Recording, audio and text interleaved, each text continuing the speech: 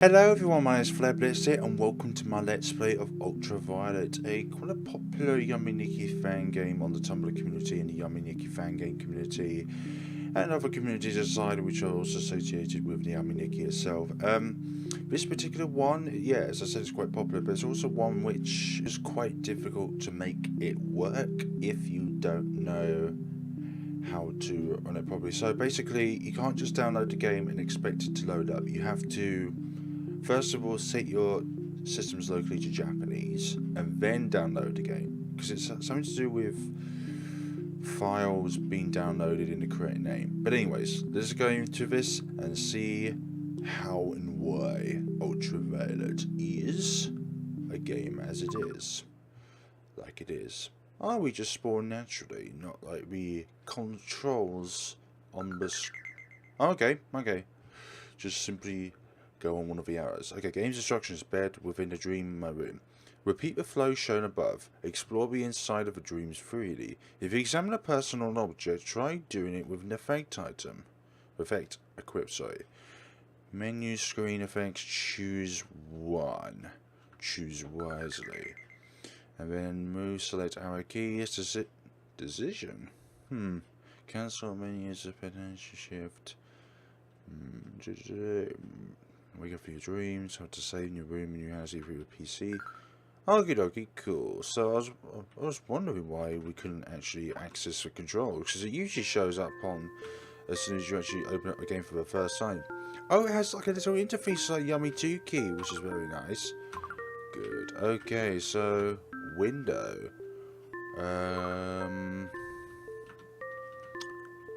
Mini game. Oh, these are different window items you can select it as. Alright, these are the windows here, right? Okay. That makes much more sense. I was wondering about who Team Matt was. Okay, we'll keep it at the default setting. What's this been for? No, nothing there. Okie dokie, so we're a character named Sometsuki, and there are no endings to this game as far as the Yume Nikki Fangame page is laid out. And also, as well as a side note, there is currently an item which is unreachable, which is probably expected from most games. But I don't think there's going to be another version of this game, because it is stated that there's no possible further development for game going on. But doesn't matter, we have what we are given, and let us explore each world one by one. Okay, so there are 8 doors to this nexus, so therefore we'll go in a clockwise formation, as we do on our other Yume Nikki Fangame Let's Plays, and let's see what we can find. Okay, so what I'm hoping to find though is we get an item which allows us to travel faster off the get-go, but that's not going to be likely, because it could be in any one of those 8 doors. Okay.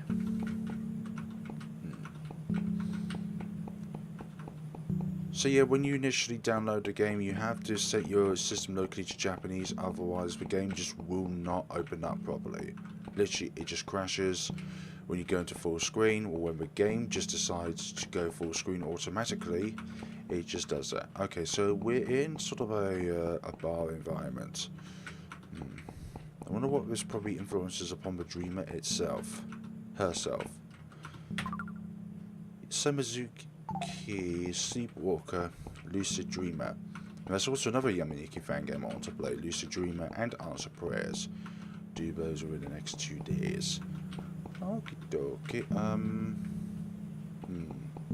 There's either we're below that, or our head is not in the right layer. Okie dokie. Person. Lots of people here. Okay, so unlike other Yume Nikki Fangames, this seems very closed space and not that fluid when it comes to movement. Traditional Yume Nikki Fangames, you have an option of just going around in a huge square in an endless loop, however you want to call it. This though, so far it's very tight. It's very it's a very straight path, as it were. Complete opposite to exploring the world and trying to find your own way around. The game does it for you with this sort of layout. Okay, so we can't go over there. So we have to try and go this way and see what's down here, but... Ah, go around. Okie dokie. It would confuse most players, right. That would confuse most players because you'd imagine by that... let me just put my headset on correctly. That is an obstacle within the way. Like these things over here, they're in the way. You can't get past them. What could one do possibly here? Is there like a secret passage? Or is this literally it for this world? Because if that is, then something or somebody is going to... Oh yeah, we can't really get up there anyways. We need another item for that. We need an item for that. Something that makes us either thin or allows us to hop over. Something along those lines. Because at the moment in this world, we have no means of traversing through these boxes. Like we can't move them out of the way, we can't interact them in any way to make them move. So we're just going to have to say that this world alone is inaccessible at this point. Unless, of course, there is something hidden here which I have not yet discovered. There's always that, because knowing Yume Nikki Fangames, or the Yume Nikki game itself, there are hidden possibilities in which is very, very kind of tucked away for the player to not see.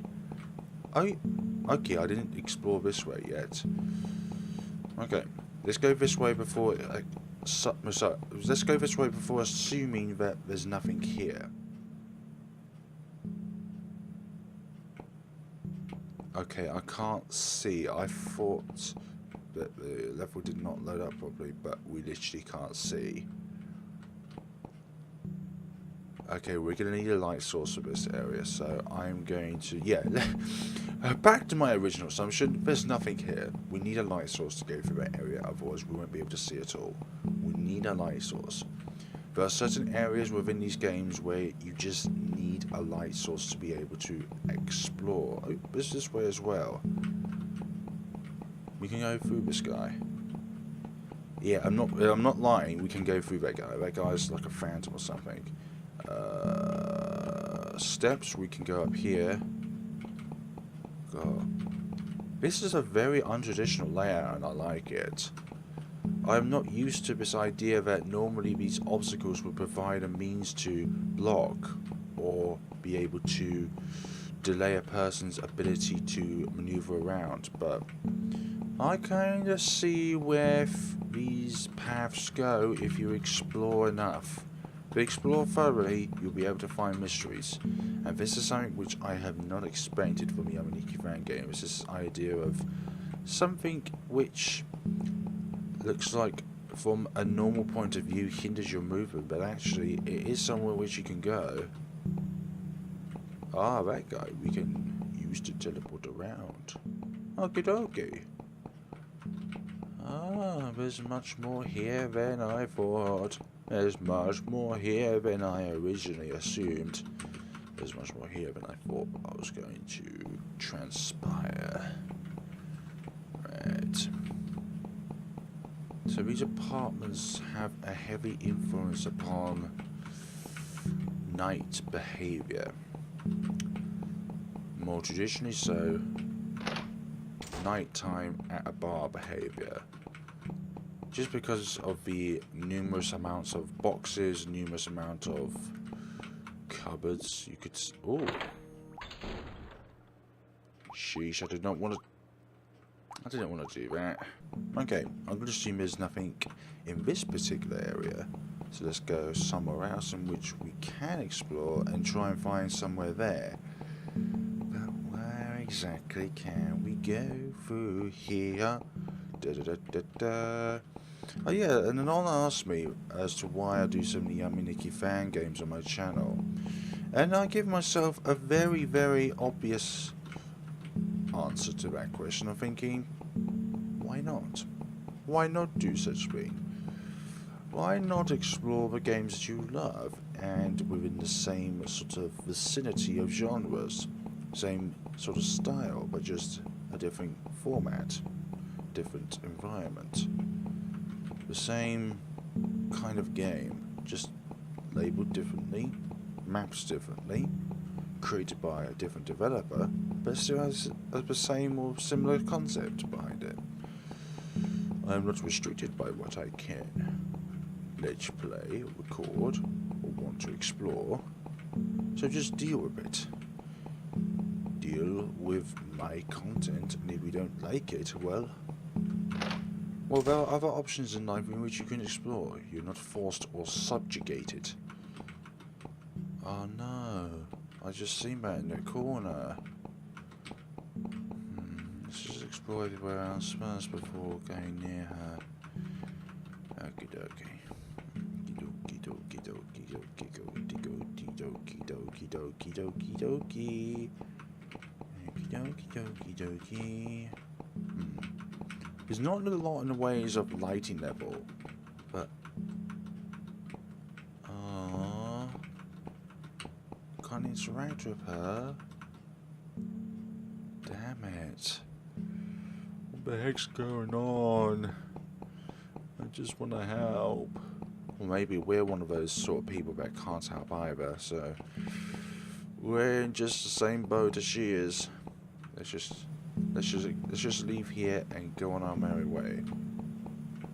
Didn't we pass through that door somewhere else before? Not quite too sure now. Right, there's this way as well.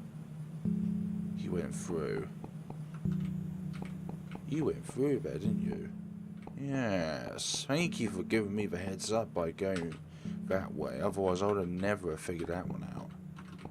Literally never. I wonder if there are other hidden passages like that. I just want to know. And also, another thing that's just crossed my mind is that why are all these people silhouettes? I wonder what that made them appear. I wonder what sort of events that this dreamer has witnessed to make these not actual people, but just shadows of what real people should be. What could make her envisage these hallucinations? Okay, balcony. Okay, you can probably see that there is a sign that there is a door there because of how the mapping goes. So it just sinks inwards. Okay, so there's nothing here. So the only other option we should do is go east and see what's that way. If you were to explore, this is quite a large map, I'm not gonna lie. I hope it's not a huge scale game like Yume Nikki, because that, for goodness sakes, I think I lasted for about an hour and we only explored like 2 maps because everywhere we went just went completely AWOL.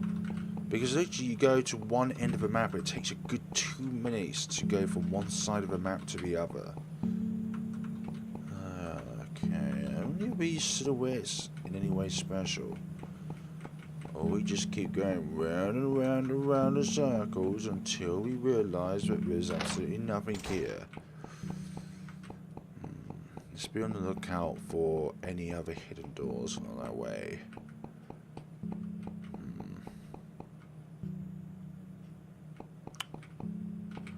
Nothing that I can see of. Okay.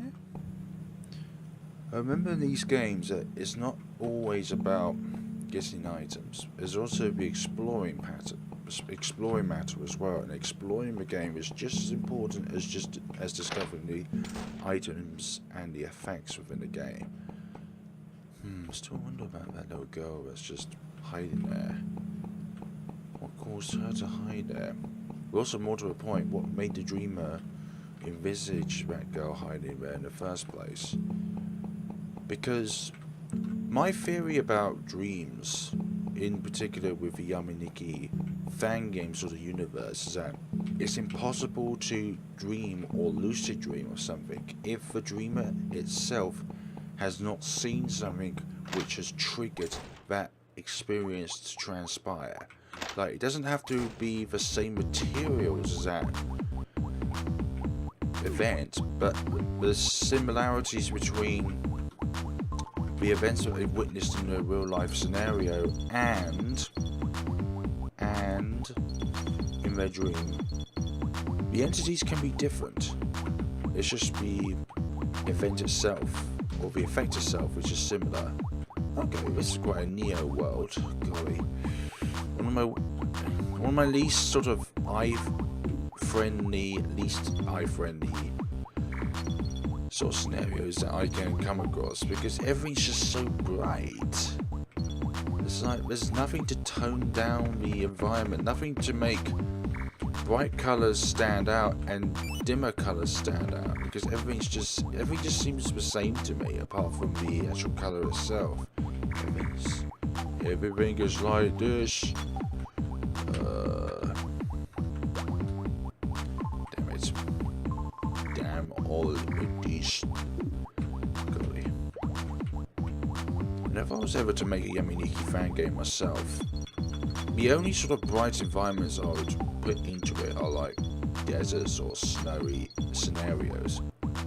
I wouldn't ever put a Neo world into it. Not that I have any discretion against developers who put Neo worlds in. That's entirely up to their decision. I am perfectly happy to play along games which have Neo worlds, but just me personally, I wouldn't put one in myself, because it represents kind of a...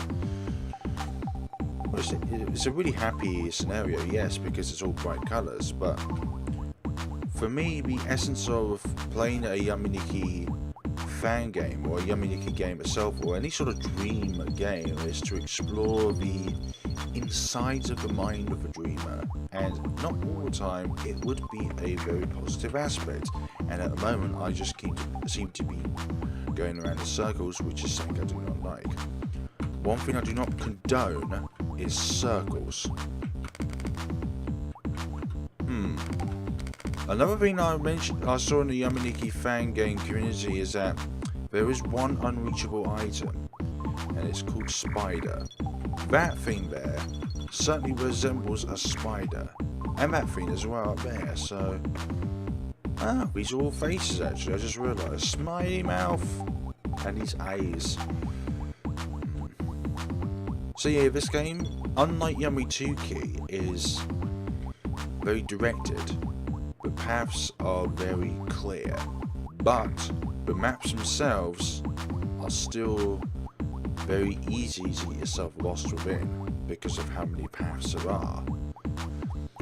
So you could say that having an open world map does kind of diverge your path a bit, but it also... Ooh.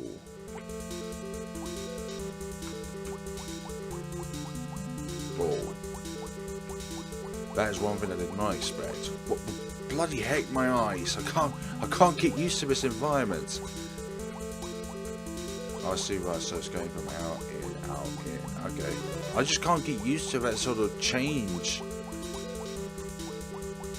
I remember Yume Nikki Fangames, it's sort of a fade in, fade out scenario, whereas this is just blank, blank, blank, blank, quite more modern and more futuristic than like a normal Yume Nikki game is set to be. I thought that robot knocked that scenario down, so we can go for it. Okay, maybe coming up with my own assumptions is not a great idea, but it's okay. Coming up with one's own assumptions can lead to, or not lead to, possible future outcomes. Hello? Can I speak with you?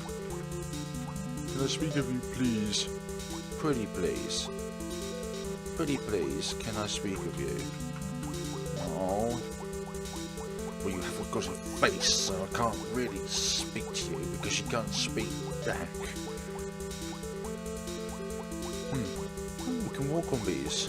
I thought they were voids. A void is literally a definition of something which has no particles. I do kind of like the instant transitions, but I'm not used to them. I prefer more subtle transition. Oh, somebody's doing a dance move there. Don't know why, but... Ooh, we have become an android. Become an android. Whoa, now we're moving along. What can we do while we're an android? Unless it's just purely cosmetic. Because there are effect items in these games which actually has an effect. But some items are just purely cosmetic. But it does seem that these androids are looking in my direction now that I am an android. Oh. Whoa. So unlike the first environment I went to, this is quite a peaceful future. Whereas the other one was just set in bars, everyone seemed kind of shadowed out. You can make your own theories up from that, from the surprisingly large number of shadows which resemble the same thing. Okay, so we've got two different paths here. One of them goes over there, and this one goes over here. I'm going to take the one on the right first, just simply because it's closest to the origination point which we entered this place in. Excuse me. I don't mean to burp there. So yeah, it's really bizarre on how such a simple concept can be so nice to explore. Like these games, you're literally just almost all of the time just exploring around, collecting items, exploring witnessing events, all of that sort of stuff. The theories behind the game is entirely upon the player's perspective on how they see through the eyes of the protagonist, because this world wouldn't be possible if the protagonist did not envisage it. Like, everything set within these worlds is entirely dependent upon the protagonist actually envisaging it. Because if they don't envisage it, or if they don't witness something which triggers these events, then it's not possible for the protagonist... No, sorry, it's not possible for the player to actually... Oh. To actually see them. And what the heck is this? It seems like a maze now.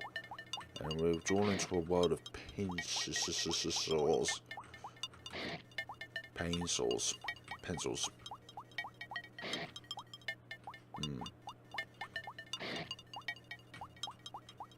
Okay, so where exactly...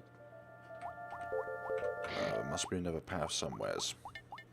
It can't just be that, unless this is one world that connects other worlds together. Oh, I didn't see the other one there. Okay. Oh, hello. This is a particularly long one. No puns included. Another one over here, which has two diverging points. Wait. Haven't I seen you already? Okay, that just sets us back over there. So let's try going down this one. Oh, for goodness sakes, this is a maze right here. You gonna keep sending me back there? Are you real? Are you serious right now? Another one. Goes back to another world. So it's these thinner ones which allow us to transpire to other places. Okay.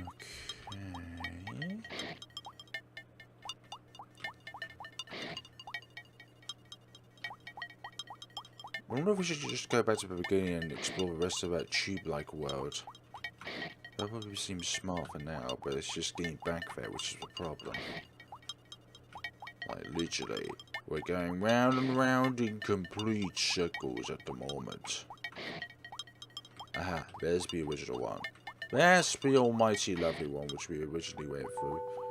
Okay, so we'll go back through this way and go to the other side, or another diverging point which we looked at when we was here. So, go through this elevator and go over here, I believe. I'm not quite too sure.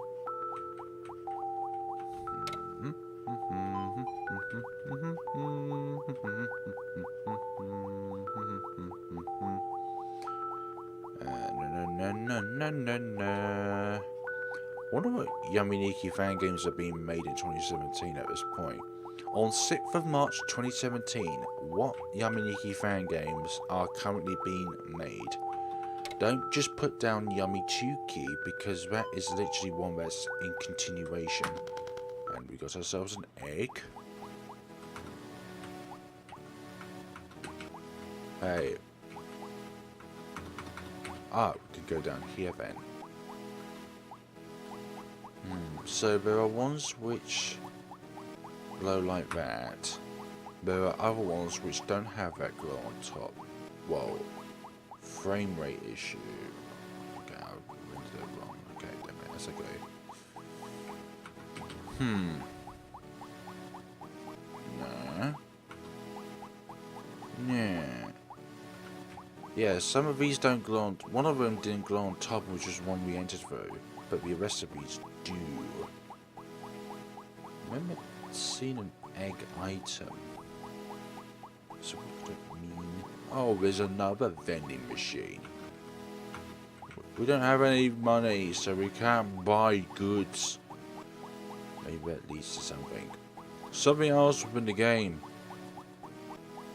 I wonder how we get money. Is it through the usual method of killing enemies and then putting it in? There's footsteps there. I get a funny feeling that if we go down there we can't return back up here, so we're not going to go down there just yet. Unless we can fly like a bird. Or go like an eagle. Can we sit down? We can sit down. Oh, we can look different ways. That's really nice. Oh, so if we point the opposite, well, for example, if we press right, then her head goes down, but if we press left, her head goes up. And if we press up, her head tilts to the right. So it depends on which way you're going, really. So is there an entryway to this building, or are we just about as burned as we could be? Right, so there's another egg there, another egg there. So is there anywhere else in this world in which we can explore? Because it would be lovely. I'll find this egg item that's in the game. I know there's an egg item. This one?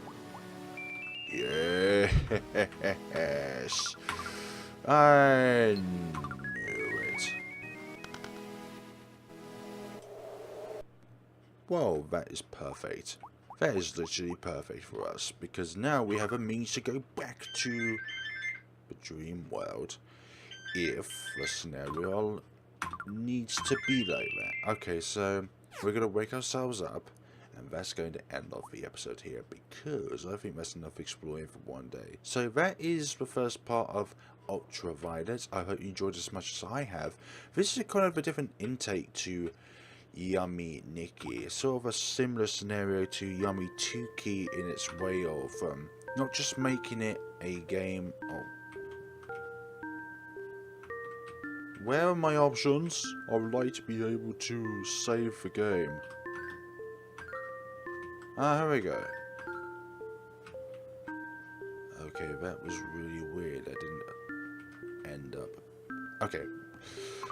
Ignore that. Okay, so thank you very much for watching, guys, and we shall see each other next time of Ultraviolet, where we shall be exploring many more worlds and hopefully getting a few more items. So, well, actually, we'll go back to that world in the episode 2 and then continue our exploring there.